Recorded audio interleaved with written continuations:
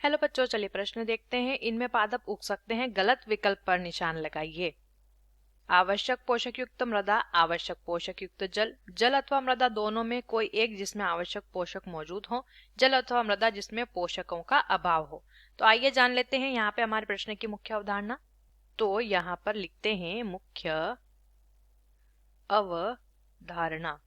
हमारे प्रश्न की मुख्य अवधारणा यहाँ पर संबंधित है पादप पादप से। ठीक है, पादप में हमें चारों विकल्प में से पादप में जो पादप जिसमें नहीं उग सकते हैं वो बताना है, गलत विकल्प पर निशान लगाना है। क्योंकि प्रश्न दिया है पादप उग सकते हैं, हमें ऐसा विकल्प बताना है जिस माध्यम में पादप नहीं उग सकते हैं। तो हम विकल्पों को समझते हैं। देखिए, पादप जो होता है, पादप पादप उग सकता है जल में भी व मृदा में भी।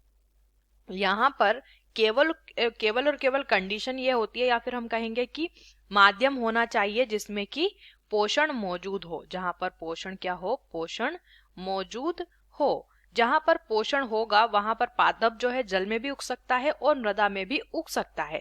तो आवश्यक पोषक युक्त मृदा में पादप उग सकते हैं, आवश्यक पोषक युक्त जल में पादप उग सकते हैं। जल अथवा मृदा दोनों में से कोई जिसमें आवश्यक पोषक मौजूद हो वहां पर भी पादप उग सकते हैं। लेकिन विकल्प डी को अगर देखेंगे तो जल अथवा मृदा जिसमें पोषकों का अभाव हो, यानी कि यहाँ पर पोषकों की कमी बताई जा रही है।